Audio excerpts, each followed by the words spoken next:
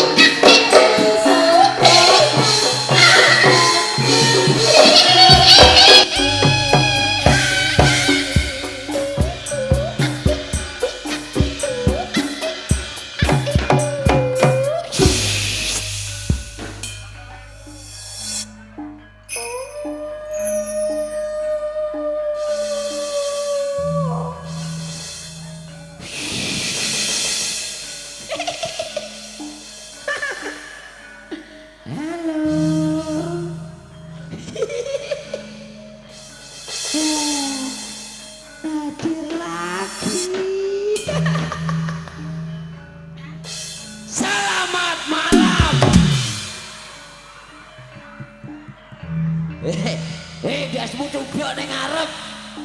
Iki aku ning isor. Aku ning isor. Iki apa dugano? Sisih kiwa. Dugano sisih kiwa. Sisih kiwa iki lho lah.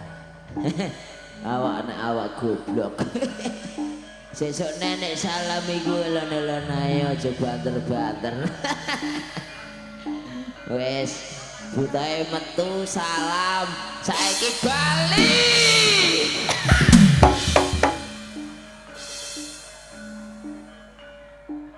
Wes obek.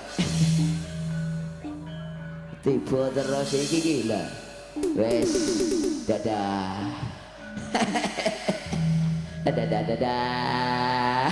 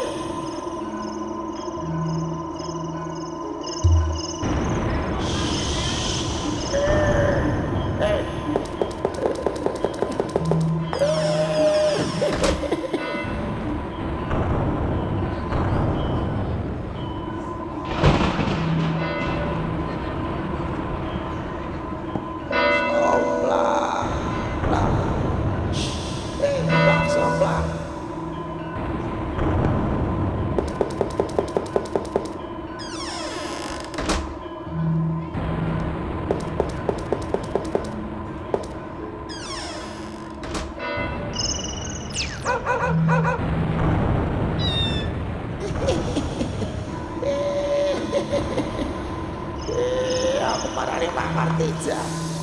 Bete sawer.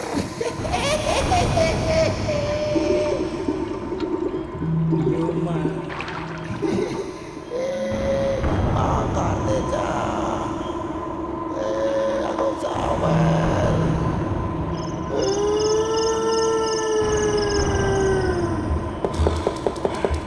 Pak Martija.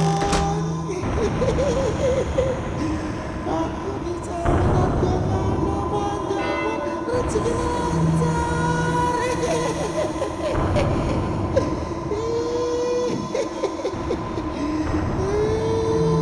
Tambah sukses, aku pamit.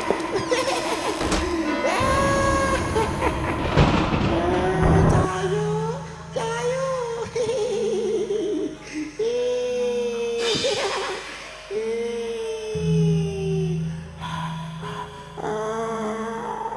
Aku liwat, waktu panas, panas, belum dikepuk malaikat kabeh.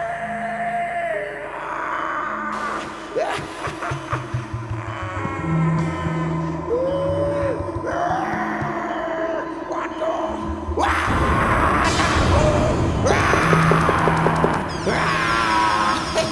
aku lungo. Ayo guys, kita ibu saya generasi. Asik. Woi, dasku bang. Wah, asik.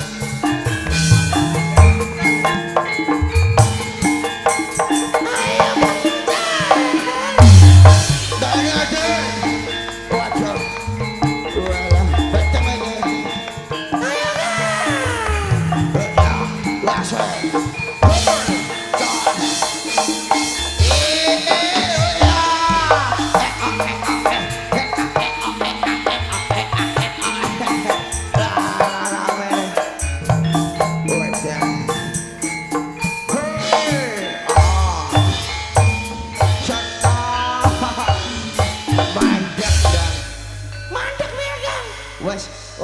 kayak joget-joget ae apa kon gak disawer.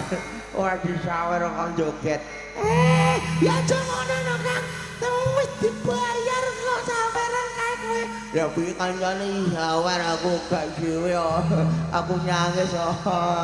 Aku entek sang kundang. Bayar ram Kang. Entek resi wis aku mini iki. Syukur kasihan kowe Kang. Ya ora apa-apa, Dek. Sepenting bengi iki ngibur masyarakat Keraci ngono. Mbah Sutira Mas apa Pak Marjan sing kagungan kersa iki lho. Nyeneng-nyeneng tangga teparo. Walah, muga-muga rezekine melimpah luwih ya, Kang. Amin, amin. Sehat kabeh. Amin. Panjang yuswanipun. Amin, amin.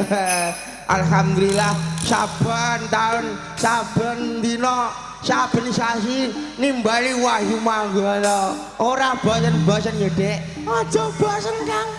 Ora bosen awake dhewe ora entuk rezeki. Lah yo mulai kowe didongakno wae. Muga-muga panjang yuswa rezekine lancar. Sok muga-muga nimbali ketoprak wahyu manggala meneh. Amin, Kang.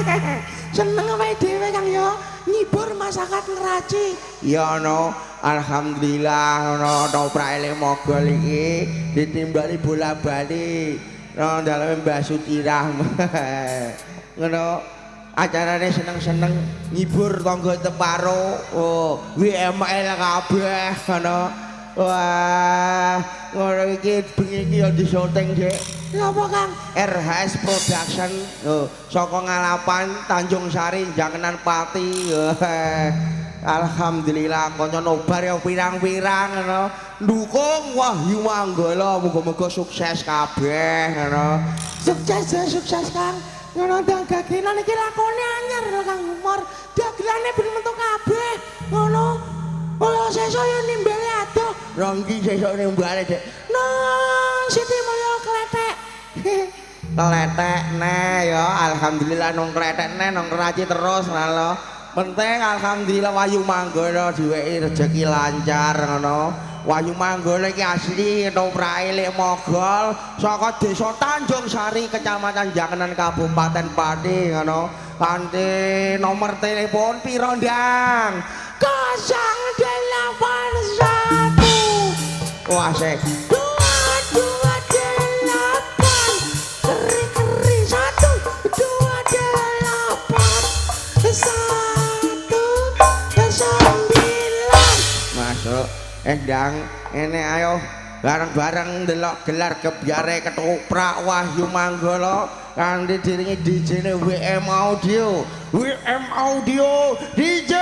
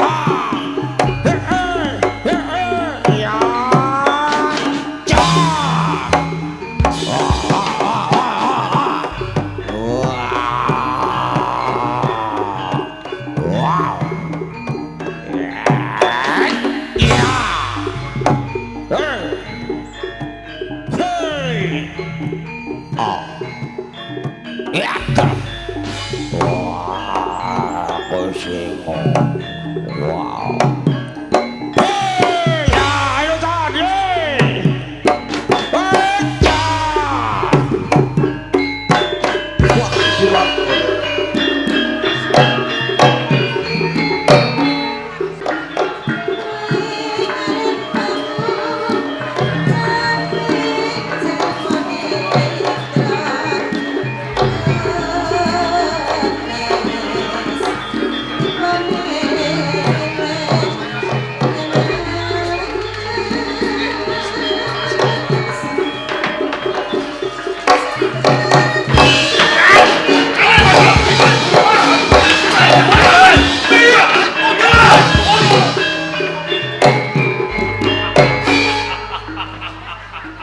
Akan paling reas. Sah iki wis podo kapan. Iki apa kuwi? Yen panemu piye? Yen karepku sahene awak dhewe iki menang. Padha seneng-seneng ngombe sak warege. Ayo, ayo,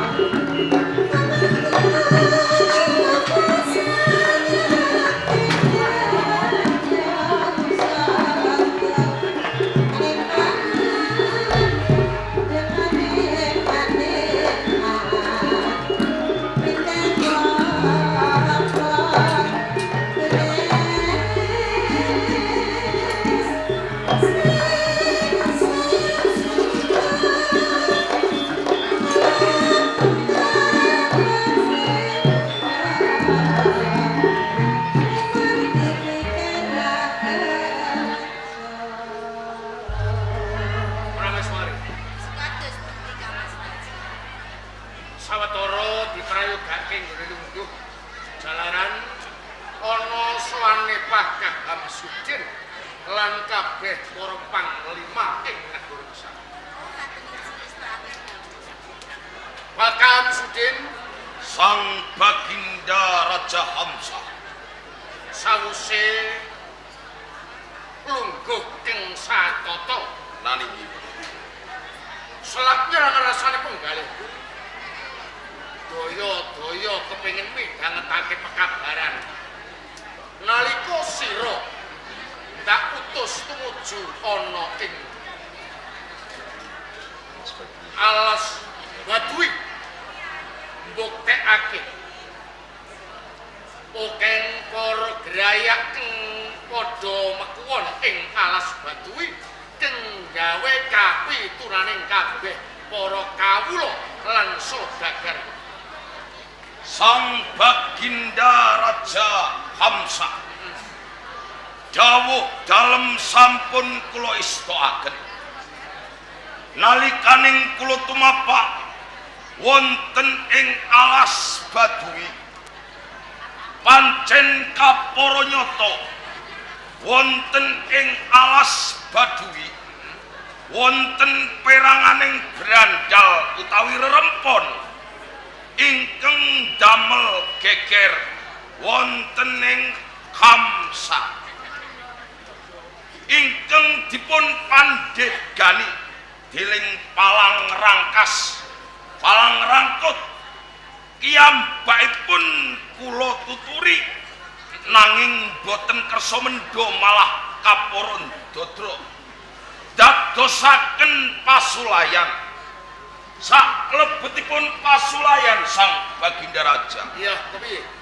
Sedaya peranganing Baski titi wedal sak menika asoring Baski sang Baginda Raja.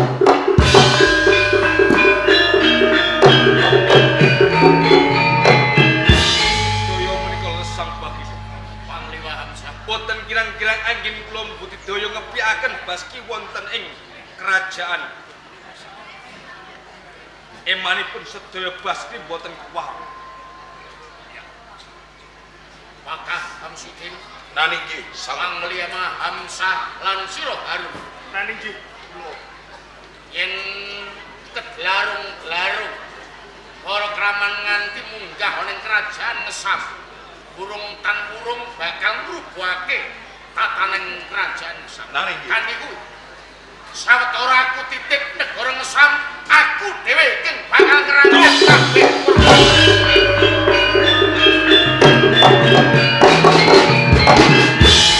Sang Baginda Raja Hamsa. Hamsuddin kepiye? Boten ateges kula menika miyas dhateng kawicaksanan dalem. Badhe nyalirani pribadi ngendarat peranganing brandal nanging katuran pirsa Sang Baginda Raja. Ya, kepiye? Panjenengan jejeripun pengayoman. Kedahipun panjenengan ngangge kawicaksanan panjenengan tertamtu saged mberat retu perkawis menika Sang Baginda Raja. Ya. Ndak tampa sekabehing ngaturira. Nani Kandiku.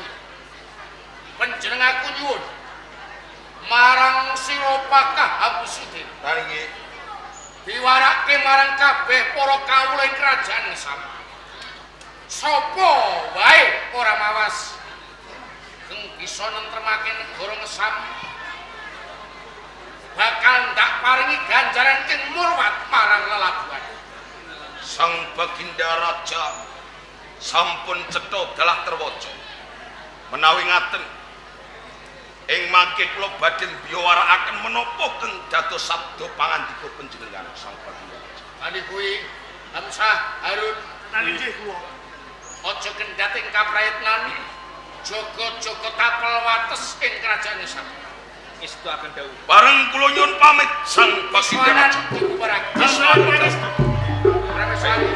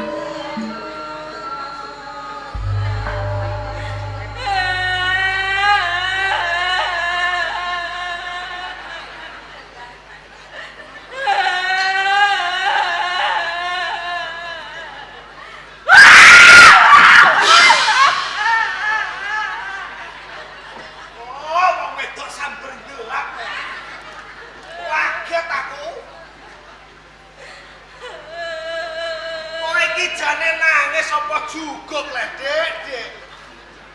Matam kono. Bojo arek dimatak-matakno. Wong wedok nangis direngingi paribasane lohku wis kudu mau metu. Lho kowe iki wong lanang kok ora desake karo wong wedok. Iki jane menungso apa setan? Lah wong genah menungso diarani menungso apa setan. Lah kowe nek nyawang aku menungso apa ora, Dik? Gendruwo. Lah nek aku gendruwo berarti kowe gak malah wedokane gendruwo.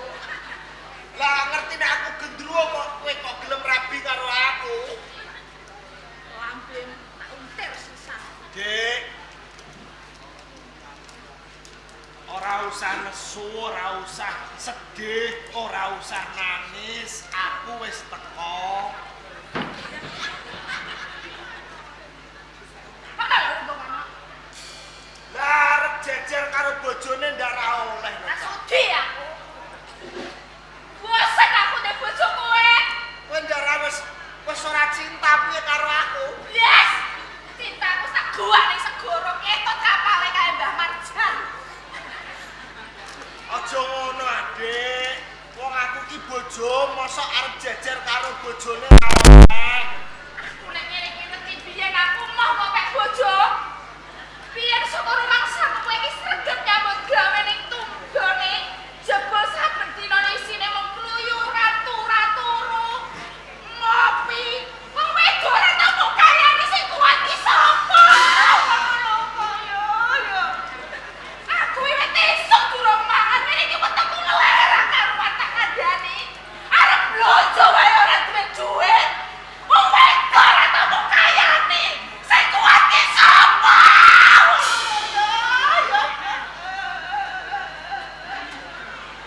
Ya lagi iki ana wong nangis sing ngremeti susu yo. Kowe iki kok iso wae ora kesane karo wong wedok. Aku ki jane sakake kok, Dik. Ning wong aku dhewe ya bingung mikir kahanan uripku. Jane ngono aku dadi wong lanang ki ya kepengin ngayani wong wedok. Menehi dhuwit wong wedok. Ning aku golek gawean yo angel. Alame lagi alam sepi, Dik. Wes satompo wae trimo wae. Ning bareng aku krungu kowe jare ora seneng karo aku, atiku nelongso, Dik. Aku ngerti kekarepanem. Jane kowe iki kepengin dadi wong sugih. Ya iya no, wong wedok kok bojak melarat ya ono ya ene sing kuat sapa? Kowe wis pegel melarat. Pegel aku bosen aku dadi wong melarat. Aku ya pengen kaya wong-wong ae mbok tukono gelang kalung. Kowe pengen dadi wong sugih. Ya iya. Wis nek ancen kowe pengen dadi wong sugih. Kowe nek ra seneng aku ra apa-apa. Wis nek ngono aku ndang pegat ae ra apa-apa. Lambem kuwi. Lah jare kowe pengen dadi wong sugih. Ora sing pegat kuwi. Sing njaluk pegat kuwi aku ora kok kowe. Walik ya. Wae. Aku wis pegat dadi bojo aku oleh nang ngene wong tuaku aku njaluk pegat. Aja, Adik, aja njaluk pegat. Wis disyukuri wae. Saiki pancen uripku karo uripku lagi kaya ngene kahanane.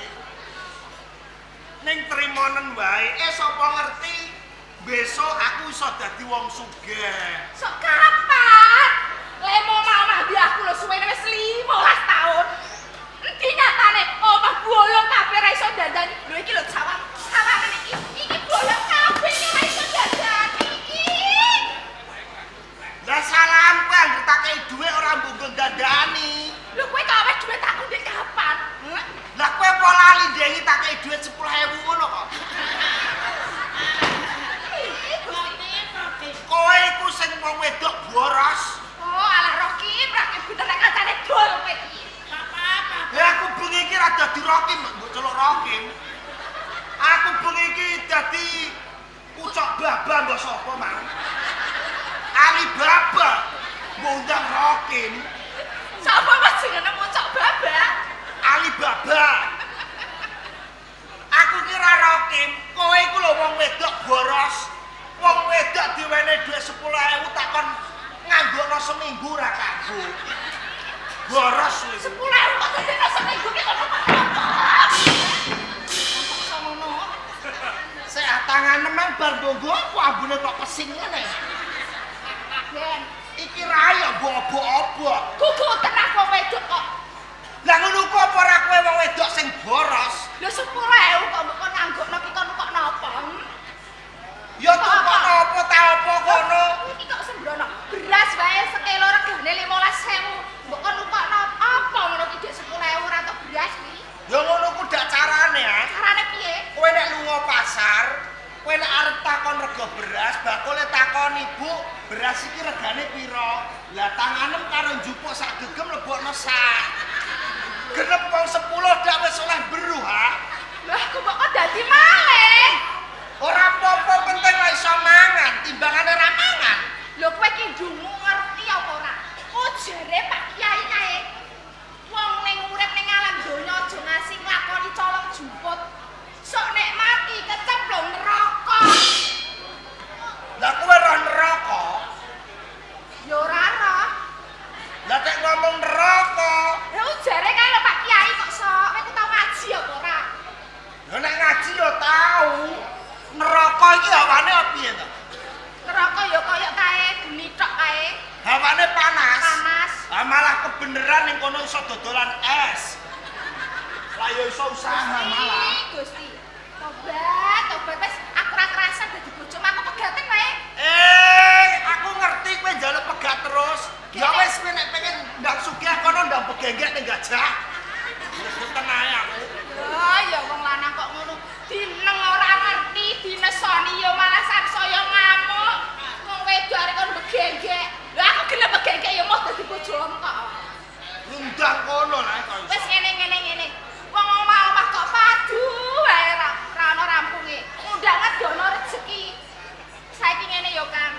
Awake dhewe ki ora cekelan dhuwit babar pisan. Lah nek ora duwe dhuwit njaluk bakul es sudah kena. Iya. Ya. Sampeyan tak duwe sedulur to Kang. Kakang Ali sapa Ali Kasim. Kakang Ali Kasim. Iya, iki rak wong sugih duwite akeh. Mbok rono kan nembung-nembung utang nek menawa diutang. Aku ku jane yo wani-wani wae ge utang. Ning kowe lak yo ngerti dhewe ya. Kakangku iku wonge modele piye, watake piye kowe lak ngerti ya. Iki weteng urung mangan yo Kang, awet mau esuk aku ndredeg yo Kang. Apa kowe mentolo nyawang aku mati? Jane aku yo ora mentolo kok, Dik. Lah iya kok. Ya wis wong aku jejere wong lanang, kudune aku mbudidaya tanggung jawab. Ora ketang watake dulurku iku medhite kaya ngono. Jajal aku tak utang nek menawa disilahi. Ben iso nggo mangan kowe ya, Dik. Iya.